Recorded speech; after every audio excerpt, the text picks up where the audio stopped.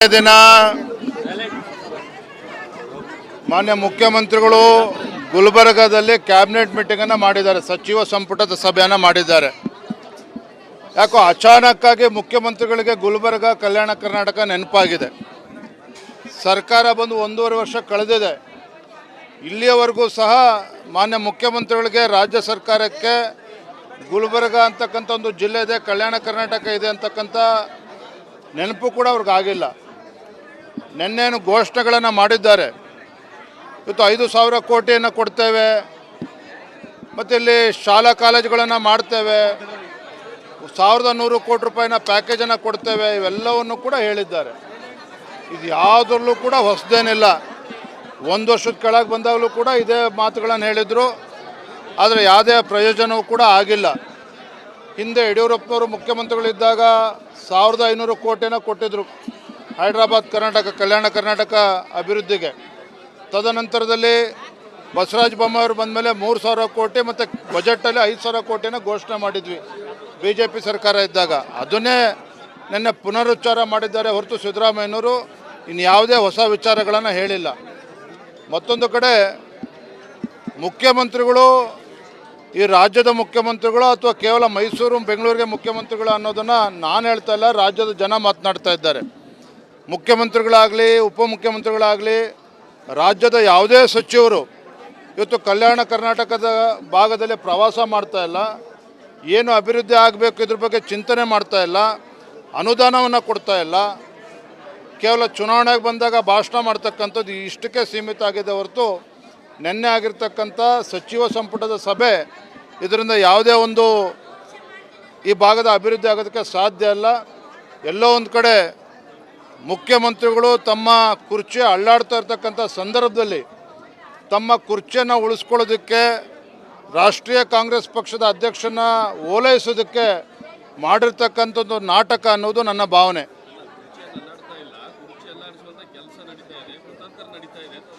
ಇದನ್ನು ಮಾನ್ಯ DK ಶಿವಕುಮಾರ್ ಅವರು ಕೇಳಿ ಉತ್ತರ ಕೊಡ್ತಾರೆ. Thank you. ಹೇಳಮ್ಮ. DK ಶಿವಕುಮಾರ್ ಅವರಿಗೆ, RV ದೇಶಪಾಂಡೆ ಅವರಿಗೆ, ಯಾರ್ಯಾರು ನಾನು ಮುಖ್ಯಮಂತ್ರಿ ಆಕಾಂಕ್ಷಿ, ನಾನು ಸೀನಿಯರ್ ಇದ್ದೇನೆ, ಜೂನಿಯರ್ ಇದ್ದೇನೆ ಅಂಥೇಳಿ ಹೇಳಿಕೆಗಳನ್ನು ಕೊಡ್ತಾ ಇದ್ದಾರೆ, ಅವ್ರಿಗೆ ತಾವು ಈ ಪ್ರಶ್ನೆನ ಕೇಳಬೇಕು. ಯಾರು ಹೇಳಿರ್ತಕ್ಕಂಥದ್ದು? ಅವ್ರು ಹೇಳಿರೋದು ಯಾರಿಗೂ ಹೇಳಕ್ಕೆ ಹೋಗ್ಬೇಡಿ. DK ಶಿವಕುಮಾರ್ ಅವ್ರ ಬಗ್ಗೆ ಹೇಳಿರೋದು, ಎಲ್ಲೂ ಮಾತಾಡಕ್ಕೆ ಹೋಗ್ಬೇಡಿ. ಹೇಳೋಣ.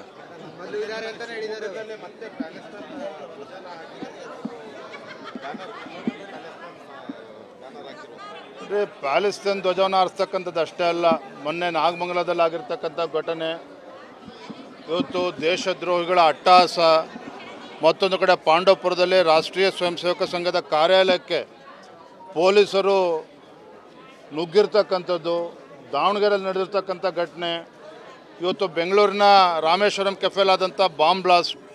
ಎಲ್ಲೋ ಒಂದು ಕಡೆ ಕಾಂಗ್ರೆಸ್ ಸರ್ಕಾರ ಬಂದ ಮೇಲೆ ದೇಶದ್ರೋಹಿ ಚಟುವಟಿಕೆಗಳು ಇವತ್ತು ಹೆಚ್ಚು ಶಕ್ತಿ ಸಿಗ್ತಾ ಇದೆ ಅಂತಕ್ಕಂಥ ಭಾವನೆ ಎಲ್ಲರಲ್ಲೂ ಕೂಡ ಇದೆ.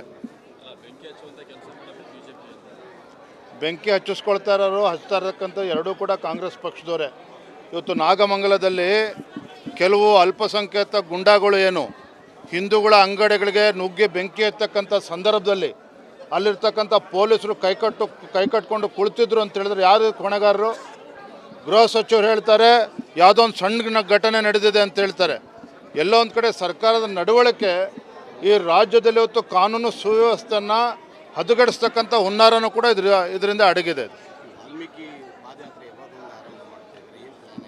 ನೋಡಿ, ಪಾದಯಾತ್ರೆ ಬಗ್ಗೆ ಇನ್ಯಾವುದೂ ಕೂಡ ನಿಶ್ಚಯ ಆಗಿಲ್ಲ. ಇದು ಎಲ್ಲವೂ ಕೂಡ ಚರ್ಚೆಯ ಹಂತದಲ್ಲಿದೆ, ದೆಹಲಿಯಲ್ಲಿದೆ.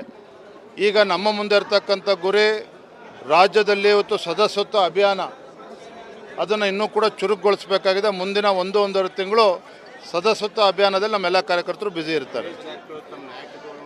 ದಿನ ಮಾನ್ಯ ಮುಖ್ಯಮಂತ್ರಿಗಳು ಗುಲ್ಬರ್ಗಾದಲ್ಲಿ ಕ್ಯಾಬಿನೆಟ್ ಮೀಟಿಂಗನ್ನು ಮಾಡಿದ್ದಾರೆ, ಸಚಿವ ಸಂಪುಟದ ಸಭೆಯನ್ನು ಮಾಡಿದ್ದಾರೆ. ಯಾಕೋ ಅಚಾನಕ್ಕಾಗಿ ಮುಖ್ಯಮಂತ್ರಿಗಳಿಗೆ ಗುಲ್ಬರ್ಗಾ ಕಲ್ಯಾಣ ಕರ್ನಾಟಕ ನೆನಪಾಗಿದೆ. ಸರ್ಕಾರ ಬಂದು 1.5 ವರ್ಷ ಕಳೆದಿದೆ. ಇಲ್ಲಿಯವರೆಗೂ ಸಹ ಮಾನ್ಯ ಮುಖ್ಯಮಂತ್ರಿಗಳಿಗೆ ರಾಜ್ಯ ಸರ್ಕಾರಕ್ಕೆ ಗುಲ್ಬರ್ಗಾ ಅಂತಕ್ಕಂಥ ಒಂದು ಜಿಲ್ಲೆ ಇದೆ, ಕಲ್ಯಾಣ ಕರ್ನಾಟಕ ಇದೆ ಅಂತಕ್ಕಂಥ ನೆನಪು ಕೂಡ ಅವ್ರಿಗಾಗಿಲ್ಲ. ನಿನ್ನೇನು ಘೋಷಣೆಗಳನ್ನು ಮಾಡಿದ್ದಾರೆ. ಇವತ್ತು 5,000 ಕೋಟಿಯನ್ನು ಕೊಡ್ತೇವೆ, ಮತ್ತು ಇಲ್ಲಿ ಶಾಲಾ ಕಾಲೇಜುಗಳನ್ನು ಮಾಡ್ತೇವೆ, 1100 ಕೋಟಿ ರೂಪಾಯಿನ ಪ್ಯಾಕೇಜನ್ನು ಕೊಡ್ತೇವೆ, ಇವೆಲ್ಲವನ್ನು ಕೂಡ ಹೇಳಿದ್ದಾರೆ. ಇದು ಯಾವುದರಲ್ಲೂ ಕೂಡ ಹೊಸದೇನಿಲ್ಲ. 1 ವರ್ಷದ ಕೆಳಗೆ ಬಂದಾಗಲೂ ಕೂಡ ಇದೇ ಮಾತುಗಳನ್ನು ಹೇಳಿದರು. ಆದರೆ ಯಾವುದೇ ಪ್ರಯೋಜನವೂ ಕೂಡ ಆಗಿಲ್ಲ. ಹಿಂದೆ ಯಡಿಯೂರಪ್ಪನವರು ಮುಖ್ಯಮಂತ್ರಿಗಳಿದ್ದಾಗ 1500 ಕೋಟಿನ ಕೊಟ್ಟಿದ್ದರು ಹೈದರಾಬಾದ್ ಕರ್ನಾಟಕ ಕಲ್ಯಾಣ ಕರ್ನಾಟಕ ಅಭಿವೃದ್ಧಿಗೆ. ತದನಂತರದಲ್ಲಿ ಬಸವರಾಜ ಬೊಮ್ಮಾಯಿಯವರು ಬಂದ ಮೇಲೆ 3000 ಕೋಟಿ ಮತ್ತು ಬಜೆಟಲ್ಲಿ 5000 ಕೋಟಿನ ಘೋಷಣೆ ಮಾಡಿದ್ವಿ BJP ಸರ್ಕಾರ ಇದ್ದಾಗ. ಅದನ್ನೇ ನಿನ್ನೆ ಪುನರುಚ್ಚಾರ ಮಾಡಿದ್ದಾರೆ ಹೊರತು ಸಿದ್ದರಾಮಯ್ಯನವರು ಇನ್ಯಾವುದೇ ಹೊಸ ವಿಚಾರಗಳನ್ನು ಹೇಳಿಲ್ಲ.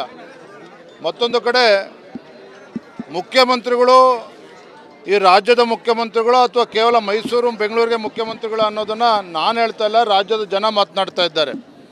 ಮುಖ್ಯಮಂತ್ರಿಗಳಾಗಲಿ ಉಪಮುಖ್ಯಮಂತ್ರಿಗಳಾಗಲಿ ರಾಜ್ಯದ ಯಾವುದೇ ಸಚಿವರು ಇವತ್ತು ಕಲ್ಯಾಣ ಕರ್ನಾಟಕದ ಭಾಗದಲ್ಲಿ ಪ್ರವಾಸ ಮಾಡ್ತಾ ಇಲ್ಲ, ಏನು ಅಭಿವೃದ್ಧಿ ಆಗಬೇಕು ಇದ್ರ ಬಗ್ಗೆ ಚಿಂತನೆ ಮಾಡ್ತಾ ಇಲ್ಲ, ಅನುದಾನವನ್ನು ಕೊಡ್ತಾ ಇಲ್ಲ.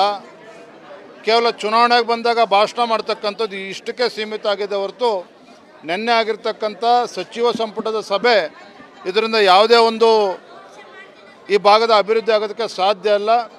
ಎಲ್ಲೋ ಒಂದು ಕಡೆ ಮುಖ್ಯಮಂತ್ರಿಗಳು ತಮ್ಮ ಕುರ್ಚಿ ಅಳ್ಳಾಡ್ತಾ ಇರ್ತಕ್ಕಂಥ ಸಂದರ್ಭದಲ್ಲಿ ತಮ್ಮ ಕುರ್ಚಿಯನ್ನು ಉಳಿಸ್ಕೊಳ್ಳೋದಕ್ಕೆ ರಾಷ್ಟ್ರೀಯ ಕಾಂಗ್ರೆಸ್ ಪಕ್ಷದ ಅಧ್ಯಕ್ಷನ ಓಲೈಸೋದಕ್ಕೆ ಮಾಡಿರ್ತಕ್ಕಂಥದ್ದು ನಾಟಕ ಅನ್ನೋದು ನನ್ನ ಭಾವನೆ.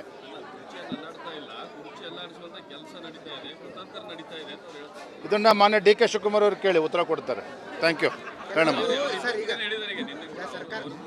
DK ಶಿವಕುಮಾರ್ ಅವರಿಗೆ, RV ದೇಶಪಾಂಡೆ ಅವರಿಗೆ, ಯಾರ್ಯಾರು ನಾನು ಮುಖ್ಯಮಂತ್ರಿ ಆಕಾಂಕ್ಷಿ, ನಾನು ಸೀನಿಯರ್ ಇದ್ದೇನೆ, ಜೂನಿಯರ್ ಇದ್ದೇನೆ ಅಂಥೇಳಿ ಹೇಳಿಕೆಗಳನ್ನು ಕೊಡ್ತಾ ಇದ್ದಾರೆ, ಅವ್ರಿಗೆ ತಾವು ಈ ಪ್ರಶ್ನೆನ ಕೇಳಬೇಕು.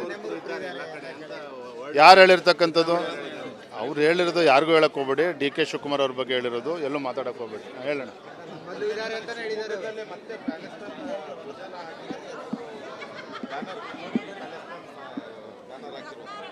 ಪ್ಯಾಲೆಸ್ತೇನ್ ಧ್ವಜವನ್ನು ಹಾರಿಸ್ತಕ್ಕಂಥದ್ದು ಅಷ್ಟೇ ಅಲ್ಲ, ಮೊನ್ನೆ ನಾಗಮಂಗಲದಲ್ಲಿ ಆಗಿರ್ತಕ್ಕಂಥ ಘಟನೆ, ಇವತ್ತು ದೇಶದ್ರೋಹಿಗಳ ಅಟ್ಟಹಾಸ, ಮತ್ತೊಂದು ಕಡೆ ಪಾಂಡವಪುರದಲ್ಲಿ ರಾಷ್ಟ್ರೀಯ ಸ್ವಯಂ ಸೇವಕ ಸಂಘದ ಕಾರ್ಯಾಲಯಕ್ಕೆ ಪೊಲೀಸರು ನುಗ್ಗಿರ್ತಕ್ಕಂಥದ್ದು, ದಾವಣಗೆರೆಯಲ್ಲಿ ನಡೆದಿರ್ತಕ್ಕಂಥ ಘಟನೆ, ಇವತ್ತು ಬೆಂಗಳೂರಿನ ರಾಮೇಶ್ವರಂ ಕೆಫೆಲಾದಂಥ ಬಾಂಬ್ ಬ್ಲಾಸ್ಟ್. ಎಲ್ಲೋ ಒಂದು ಕಡೆ ಕಾಂಗ್ರೆಸ್ ಸರ್ಕಾರ ಬಂದ ಮೇಲೆ ದೇಶದ್ರೋಹಿ ಚಟುವಟಿಕೆಗಳು ಇವತ್ತು ಹೆಚ್ಚು ಶಕ್ತಿ ಸಿಗ್ತಾ ಇದೆ ಅಂತಕ್ಕಂಥ ಭಾವನೆ ಎಲ್ಲರಲ್ಲೂ ಕೂಡ ಇದೆ. ಬೆಂಕಿ ಹಚ್ಚಿಸ್ಕೊಳ್ತಾ ಇರೋರು, ಹಚ್ತಾ ಇರತಕ್ಕಂಥ ಎರಡೂ ಕೂಡ ಕಾಂಗ್ರೆಸ್ ಪಕ್ಷದವರೇ. ಇವತ್ತು ನಾಗಮಂಗಲದಲ್ಲಿ ಕೆಲವು ಅಲ್ಪಸಂಖ್ಯಾತ ಗುಂಡಾಗಳು ಏನು ಹಿಂದೂಗಳ ಅಂಗಡಿಗಳಿಗೆ ನುಗ್ಗಿ ಬೆಂಕಿ ಎತ್ತಕ್ಕಂಥ ಸಂದರ್ಭದಲ್ಲಿ ಅಲ್ಲಿರ್ತಕ್ಕಂಥ ಪೊಲೀಸರು ಕೈಕಟ್ಕೊಂಡು ಕುಳಿತಿದ್ರು ಅಂತ ಹೇಳಿದ್ರೆ ಯಾರು ಹೊಣೆಗಾರರು? ಗೃಹ ಸಚಿವರು ಹೇಳ್ತಾರೆ ಯಾವುದೋ ಒಂದು ಸಣ್ಣ ಘಟನೆ ನಡೆದಿದೆ ಅಂತ ಹೇಳ್ತಾರೆ. ಎಲ್ಲೋ ಒಂದು ಕಡೆ ಸರ್ಕಾರದ ನಡವಳಿಕೆ ಈ ರಾಜ್ಯದಲ್ಲಿ ಇವತ್ತು ಕಾನೂನು ಸುವ್ಯವಸ್ಥೆಯನ್ನು ಹದಗೆಡಿಸ್ತಕ್ಕಂಥ ಹುನ್ನಾರನೂ ಕೂಡ ಇದರಿಂದ ಅಡಗಿದೆ.